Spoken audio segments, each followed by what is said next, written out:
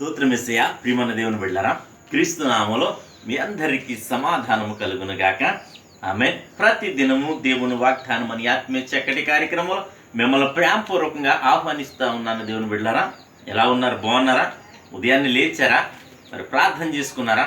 కాసేపైన దేవుని వాక్యం మీరు చదువుకున్నారా? ఎందుకంటే ప్రభువు మీతో మీరు ముచ్చటించారా? ఎందుకంటే నీవెప్పుడైతే దేవుని సన్నిధిలో గడిపి దేవుని వాక్యాన్ని నువ్వు చదువుతావో ప్రభు నీతో ముచ్చటిస్తారు. ఏమనంటే మన బిడల ఎడల, చిన్నపిల్లల ఎడల, లేదా మరి ఎదుగుతున్న పిల్లల ఎడల మనం వారి బాగోగులు తెలుసుకుంటూ వారితో ఏ విధంగా ముచ్చటిస్తామో, వారిని ఏ విధంగా ఆదరిస్తామో, వారిని ఏ విధంగా మరి గైడెన్స్ ఇచ్చి నడిపిస్తామో ప్రభువు కూడా మరి తన వాక్యాన్ని చదివినప్పుడు వాక్యం ద్వారా మాట్లాడే దేవుడే నేను ప్రకటిస్తున్న నజరేయుడైన యేసు క్రీస్తు అని నీకు తెలియచేస్తాను.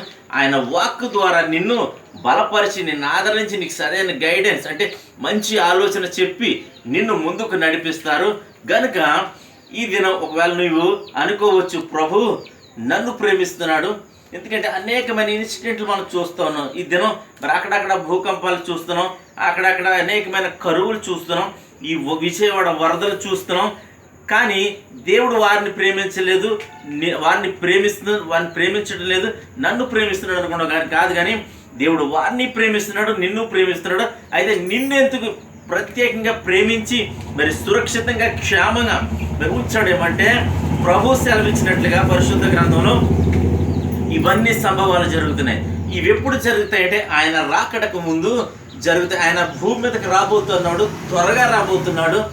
ఆయన మరి మేఘారుడై రాబోతున్నాడు. వచ్చే ముందు ఇటువంటి సంభవాలు జరుగుతాయి. కనుక నిన్ను మరి సురక్షితమైన ప్రదేశంలో ఎందుకు ఉంచాడంటే నీవు మారు మనసు పొందాలని, పాప క్షమాపణ పొందాలని, ఆయన యందలి భయభక్తులు నిలుపాలని, నిన్ను నీవు సరి చేసుకుని నరకము నుండి తప్పించుకుని స్వర్గానికి నీ మార్గాన్ని మరి వేసుకోవాలని, ఆ మార్గంలోనికి నువ్వు రావాలని, తద్వారా నిన్ను రక్షించుకోవాలని దేవుడు నీ ఎడల మరి ప్రేమ కలిగి కృప చూపించి దయ చూపించి నిన్ను ఈ విధంగా సజీవ లెక్కలో ఉంచాడు. కనుక ప్రతి ఒక్కరూ ఈ సమయాన్ని వ్యర్థం చేసుకోవద్దు. ఈ వాగ్దానాల్ని కూడా మరి అందరూ అలా చెప్తూనే ఉంటారు, వీళ్ళకి పనేముంది అని ఒకవేళ నువ్వు అనుకోవచ్చు. అయితే ప్రభు నిన్ను ఎంతగానో ప్రేమిస్తున్నాడు కనుకనే దేవుని వాక్యము మరి నమ్మదగినది. కనుక ఎంతమంది మరి చెప్తున్నారంటే మరలా చెప్తున్నారంటే నీవు మారాలనే. కనుక ప్రతి ఒక్కరు కూడా ఈ విషయాల్ని గుర్తుంచుకొని మరి ఈ వీడియోల ద్వారా ప్రభు నీతో మాట్లాడుతుండగా నువ్వు బలపరచబడు, ఆదరించబడు, అలాగే రక్షించబడాలని తెలియచేస్తూ ప్రతి దినము దేవుని వాగ్దానం అనే ఆత్మీయ చక్కటి కార్యక్రమం వాగ్దానం చదువుకుందని చదువుతున్నాను. కీర్తనల గ్రంథము 146వ అధ్యాయము 8వ వచనం. యెహోవా గుడ్డి వారి కన్నులు తెరవచేయువాడు, యెహోవా కృంగిన వారిని లేవనెత్తును. ఇక్కడ వింటున్నారా? దేవుడు నీకు ఇస్తున్న వాగ్దానం ఏంటో తెలుసా? యెహోవా గుడ్డివారి కనులు తెరవచేయువాడు. ఎందుకు ఈ మాటలు చెప్తున్నాడంటే మరి మానవులు గుడ్డివారిగా నిజము కాని దాని యందు విశ్వాసం ఉంచి ఏం చేస్తున్నారో వారికే తెలియకుండా మరి దేవుణ్ణి ఆరాధించలేకపోతున్నారు, దేవుణ్ణి స్తుతించలేకపోతున్నారు, దేవుణ్ణి రక్షకునిగా అంగీకరించలేకపోతున్నారు. కనుక మరి అలాంటి వారి కన్నులు దేవుడు తెరవజేస్తానని వాగ్దానం చేస్తున్నాడు. ఇంకేమంటే కృంగిపోయిన వారిని ఆయన లేవనెత్తువాడట.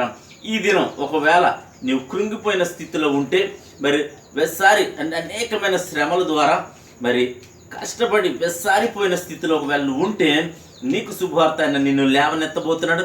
నీకు ఉన్న వ్యాధిని బట్టి, నీకున్న శోధనను బట్టి, నీకున్న నిందలను బట్టి, నీకున్న అవమానాలను బట్టి ప్రతి పరిస్థితి నుండి ఒకవేళ నువ్వు కృంగిపోయిన స్థితిలో ఉంటే ఆర్థికంగా పతనం అయిపోవచ్చు, వ్యాపారంలో నష్టపోయి ఉండొచ్చు, అలాగే నీ పాడి పంటలు మరి అన్నీ కూడా లాస్ అయిపోయిన స్థితిలో ఉండొచ్చు, ఈ వరదల కారణంగా కావచ్చు, ఏ ఇతర కారణాల వలన సరే మరి నీకు అన్నీ కోల్పోయి ఉండొచ్చు.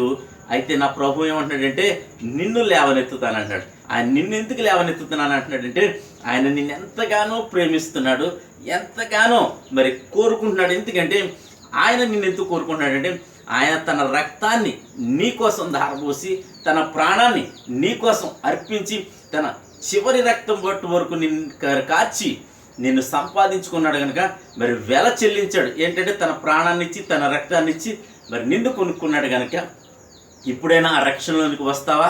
ఆ రక్తాన్ని స్వీకరించి మరి నువ్వు ఆ రక్తం యందు, ఆయన కష్టముందు, ఆయన శ్రమ యందు, ఆయన మరణముందు ఒకవేళ నువ్వు విశ్వాసం ఉంచగలిగితే నేడు నీ ఇంటికి రక్షణ అని ప్రభు నీకు సెలవిస్తున్నాడు కనుక ప్రతి ఒక్కరు గుర్తించాల్సిన ప్రభు నిన్ను ప్రేమిస్తున్నాడు కనుకనే ప్రతి పరిస్థితి నిన్ను విడిపిస్తాడు, లేవనెత్తుతానని వాగ్దానం చేస్తున్నాడు కనుక ప్రతి ఒక్కరు ధైర్యం తెచ్చుకుని ఈ ప్రార్థనలో ఎక్కువించండి. దేవుడి మాటలు దీవించును గాక. ఆమేన్. స్తోత్రము తండ్రి, వందనాలు యేసయ్యా. ప్రతి దినము దేవుని వాగ్దానం అని ఆత్మీయ చక్కటి కార్యక్రమంలో తండ్రి మీరు ఇస్తున్న వాగ్దానం, యెహోవా కృంగిపోయిన వారిని లేవనెత్తువాడని వాగ్దానం చేస్తున్నాం. ఎంతమంది ప్రజలు నా తండ్రి యూట్యూబ్ ద్వారా, షేర్ చేయడం ద్వారా, ఫేస్బుక్ ద్వారా నా తండ్రి ఈ రోడ్డు మార్గం వెళ్తూ బోర్డు చదువుతున్నారు, వారందరి జీవితాల్లో నా తండ్రి ఈ వాగ్దానాన్ని నెరవేర్చమని, ప్రతి ఒక్కరిని కృంగిపోయిన స్థితిలో ఉంటే, నాయన నలిగిపోయిన స్థితిలో ఉంటే, అవమానం మధ్యలో వెళ్తుండగా నా తండ్రి, అలాగే ప్రభా నిందలు, నాయన హింస, అనేకమైన శోధనలు, వారు చేస్తున్న పనులు కాడ కావచ్చు, వారు చేస్తున్న వ్యాపారాల్లో కావచ్చు, దేని విషయంలో అయినా సరే నీ బిడ్డల్ని మీరు దీవించండి, ఆశీర్వదించండి. వారందరినీ యేసు క్రీస్తు నామములో విడిపించండి. రోగులు ఎవరిని ఉంటే స్వస్థపరచండి. అలాగే తండ్రి యవనస్తులకు చక్కటి సంబంధాలు అనుగ్రహించి వివాహాలు జరిపించమని, అలాగే గర్భఫలం లేని గర్భఫలాలు దయచేయమని, మా గ్రామాన్ని, మా రాష్ట్రం, మా దేశాన్ని కాచి కాపాడమని, సరిహద్దుల్లో నెమ్మదిని దయచేయమని, మాకు ఇచ్చిన నాయకులు, అధికారులు నాయన ప్రతి ఒక్కరిని మీరు జ్ఞాపకం చేసుకోమని, మంచి ఆరోగ్యం, ఆయుష్ను, మంచి ఆలోచన అనుగ్రహించి దేశాన్ని ఏ విధంగా, రాష్ట్రాన్ని ఏ విధంగా పాలించాలో నీ బిడ్డలకు మంచి జ్ఞానం ఇచ్చి నడిపించమని ప్రార్థిస్తున్నాను. అలాగే తండ్రి విజయవాడలో ఇంకను వరదలకు గురైన వారి కుటుంబాలని అనేక మంది ఆదరిస్తూ ఉన్నారు. అనేకమైన రీతిలుగా వారిని వారికి పరిచర్య చేస్తుండగా ప్రతి ఒక్కరిని దీవించండి. నేను ఆ వరదల కారణంగా నష్టపోయిన వారిని తిరిగి కోలుకున్నటకు నీ కృపను అనుగ్రహించమని ప్రార్థిస్తున్నాను. అలాగే తండ్రి ఈ దినం పెళ్లి రోజులు కానీ, పుట్టినరోజులు కానీ జరిపించుకుని వచ్చిన ప్రతి బిడ్డకి క్షేమాన్ని, సమాధానాన్ని సంవత్సరం అంతయు నాయన నీ మేలులతో దయ కిరీటంగా ఉంచమని ప్రార్థిస్తూ ఈ దినం నీ బిడ్డలు చేయు ప్రయాణాల్లో, ప్రయత్నాల్లో, రాకపోకల్లో సమస్తములో మీరే తోడండి, మహిమ పొందమని యేసు నామమున అడుగుచున్నాను పరమ తండ్రి. ఆమేన్. నేను నమ్ముతున్నాను ప్రియమంది బిడ్డ, ప్రభు మీతో మాట్లాడి మిమ్మల్ని బలపరచని నమ్ముతున్నాను. వీడియోని లైక్ చేయండి, షేర్ చేయండి, ఛానల్ సబ్స్క్రైబ్ చేయండి.